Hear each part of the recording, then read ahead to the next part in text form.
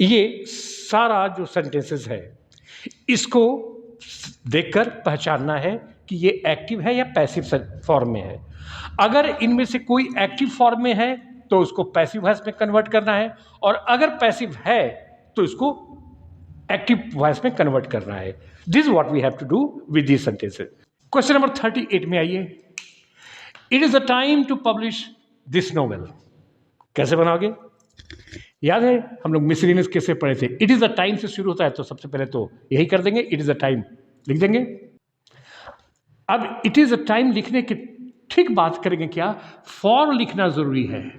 For लिख दिया, उसके बाद ये जो टू के बाद वी है उस शब्द को, इस वर्ब का ये ऑब्जेक्ट को तुरंत लिखेंगे तो लिख देंगे दिस नोवेल। ऐसे दिस नोवेल लिख दिए, लेकिन फॉर लिखना जरूरी है।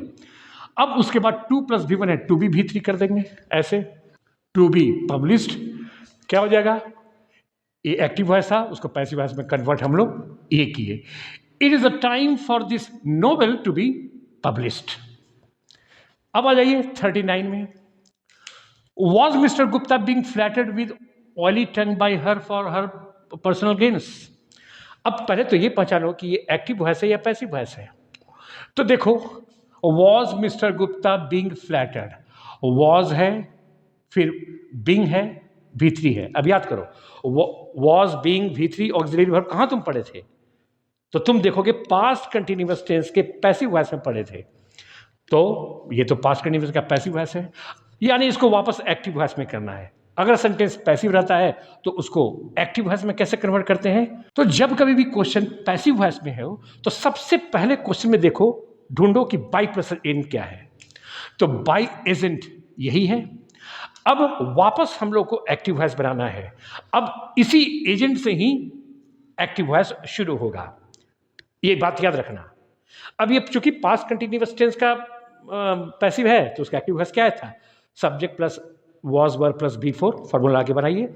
चूंकि ऑक्सिलरी वर्ब बाहर यानी क्वेश्चन है तो एक्टिव फॉर्म को भी इंट्रोगेटिव में बनाते हुए ऐसे लिखेंगे,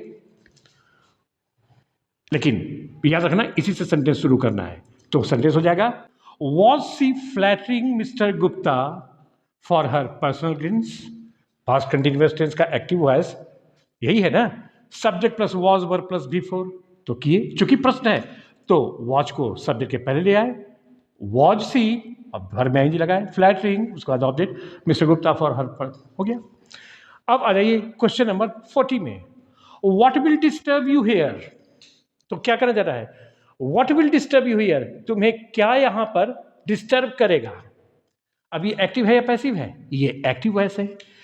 ये डिस्टर्ब करने का काम कौन कर रहा है? व्हाट कर रहा है। ध्यान से देखो, तुम्हें यहां क्या डिस्टर्ब कर रहा है। तो डिस्टर्ब करने का काम कौन कर रहा है? क्या, व्हाट, यानी ये सब्जेक्ट है। अब यही सब्जेक्ट है तो एजेंट बनेगा, बाय एजेंट यही बनेगा। अब ये सिंपल फ्यूचर टेंस का है तो उसका यूज करके हम लोग बना देंगे।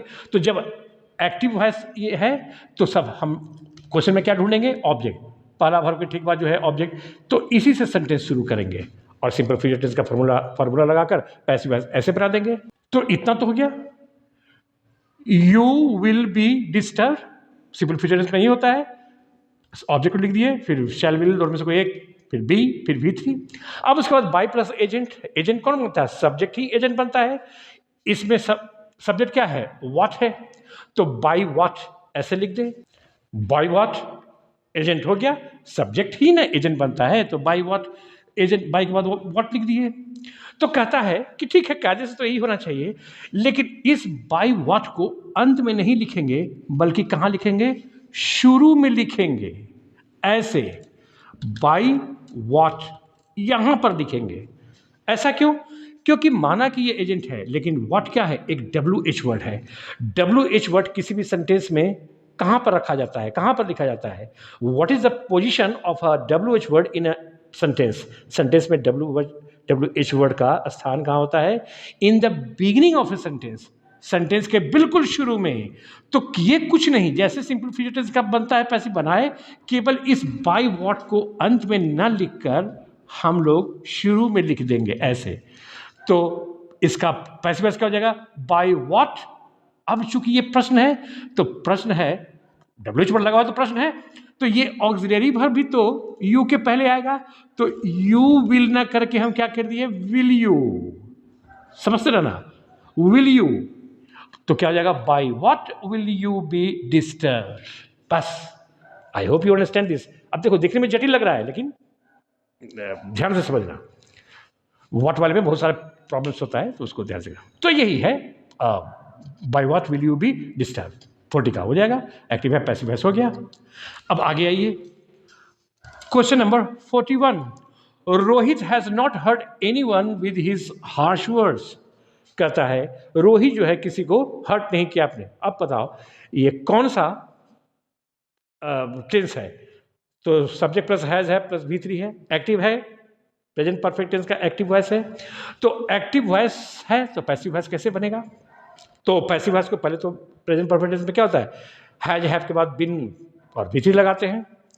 तो चलिए इसमें ऑब्जेक्ट क्या है, एनीवन, तो क्या ऐसे कर दें, ऐसे बना दें, ऐसे, anyone has not been hurt, hurt का तीनों फॉर्म एक ही होता है, हर्ट हर्ट हर्ट, मतलब तकलीफ देना। Anyone has not been hurt by Rohit with his harsh words, कैसे बना, एनीवन से क्यों शुरू किए, क्योंकि पहला वर्ब के ठीक बाद लिखा हुआ है एनीवन, यानी यही ऑब्जेक्ट है, तो एनीवन से शुरू किया। प्रेजेंट परफेक्ट टेंस है हैज V3, तो हैज नॉट बीन कर दिया, V3 है बाय किए। अगर ऐसे बनाए हम लोग, तो हम लोग क्या हो जाएंगे, बिल्कुल गलत हो जाएंगे, ध्यान रखिएगा।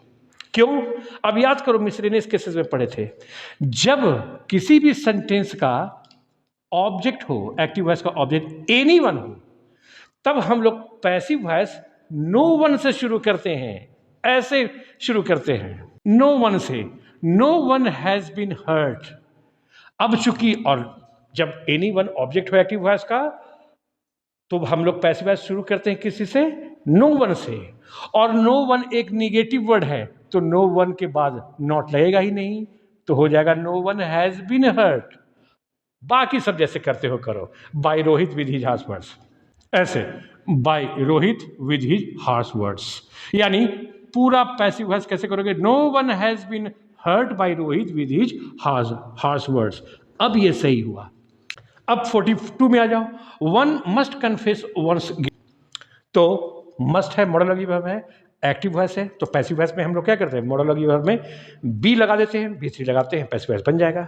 अब केवल ध्यान रखना है कि जब सेंटेंस में वंस का यूज हो, तो पैसिव वॉइस में इन दोनों का यूज नहीं करते हैं, बाकी सब वही मोडोलॉगी वर्ब का रूल्स यूज करके पैसिव वॉइस ऐसे बना देंगे, गिल्ट मस्ट बी कन्फेस्ड, ये आपका पैसिव वॉइस।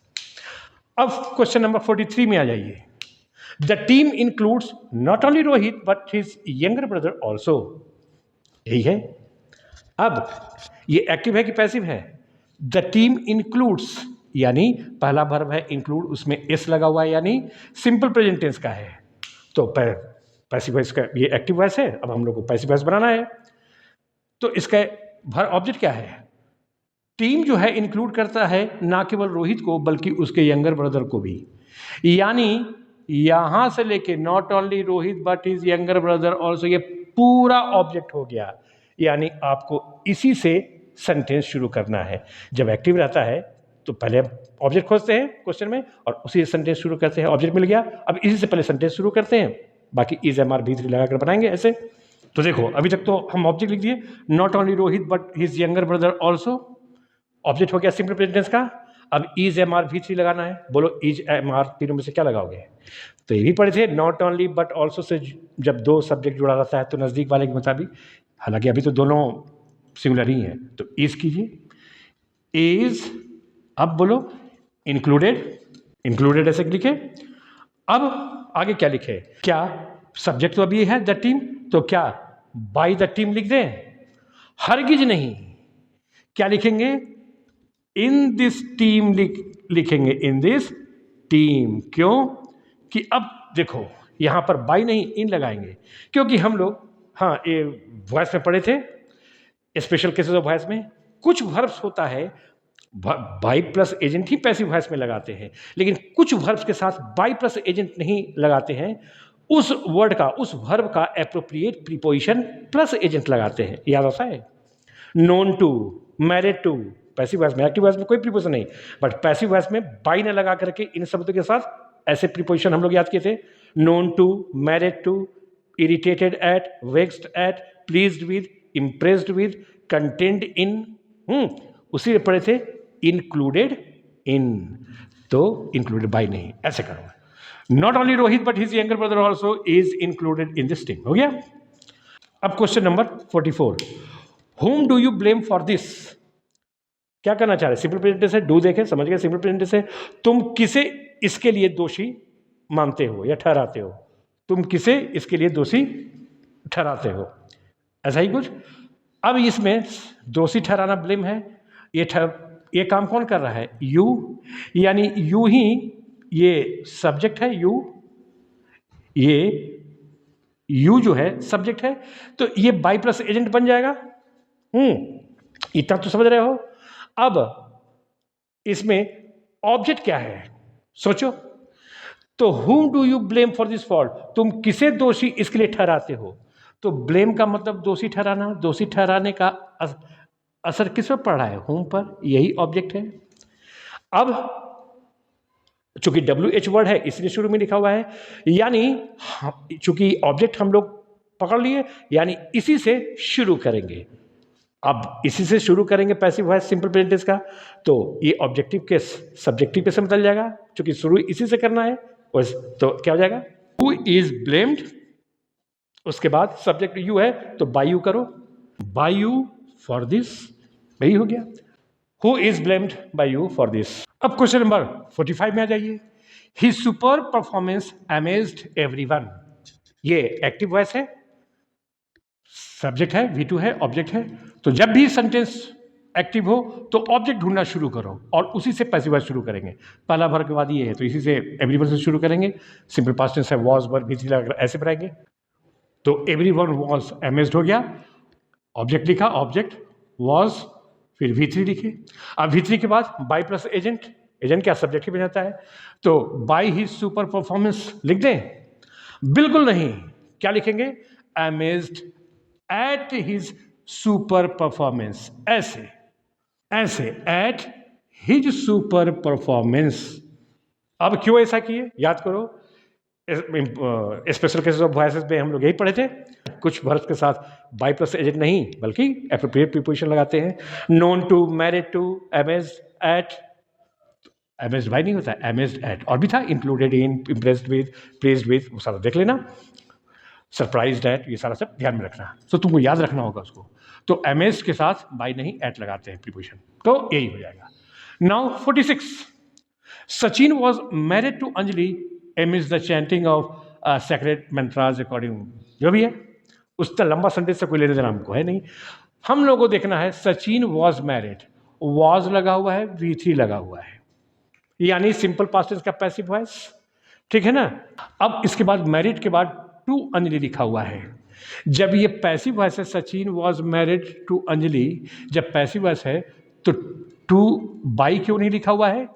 बाई अंजलि क्यों नहीं लिखा हुआ है? टू क्यों लगा हुआ है? क्योंकि अभी तो बात हुई, पैसिव वॉइस में ये सेंटेंस है और पैसिव वॉइस में मैरिड टू ही दिखाता है, married to, known to, surprised at, content in, ये सारा प्रीपोजिशन लगता है, तो इसलिए बाई नहीं लिखा हुआ है। तो सतर्क रहना, यानी तुम्हारा बाई न लिखा हुआ है, ये प्रीपोजिशन और एजेंट है, तो एजेंट तुम्हारा यही हो गया अंजलि। यानी इसी से हम लोगों को एक्टिव वॉइस बनाना शुरू करना है। जब एक्टिव वॉइस हो उसको पैसिव वॉइस में कन्वर्ट करना हो तो क्वेश्चन में ऑब्जेक्ट ढूंढिए। जब पैसिव वॉइस दिया हुआ हो उसको वापस एक्टिव में करना है तो क्वेश्चन में बाई प्लस एजेंट के ढूंढिए। अभी तो बाई एजेंट नहीं है तो टू प्लस एजेंट है, इसी सेंटेंस शुरू करो और एक्टिव बनाओ, सिंपल पास्ट टेंस का सब्जेक्ट V2 ऑब्जेक्ट लगाकर, ऐसे बन जाएगा। Anjali married Sachin, subject plus V2 plus object, हो गया सिंपल पास्ट टेंस का एक्टिव वॉइस।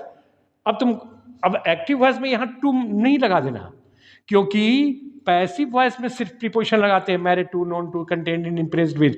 एक्टिव में इन सबों के साथ कोई प्रीपोजिशन नहीं यूज करते हैं, तो अभी तो पैसिव से हम लोग एक्टिव बना रहे हैं, इसलिए कोई प्रीपोजिशन नहीं। अंजलि मैरिड सचिन, बाकी सब यहां से लेकर लगा दो। Ali married Sachin. M is the chanting of sacred mantras according to the Indian cult. बाकी सब लोग तो बाकी सब वही है, मुख्य यहाँ पर ध्यान देना। तो ऐसे ही प्रैक्टिस करते रहिए, वॉइस का, एरर्स का, इम्प्रूवमेंट का, धीरे धीरे एक्सपर्टीज गेन करते रहिए।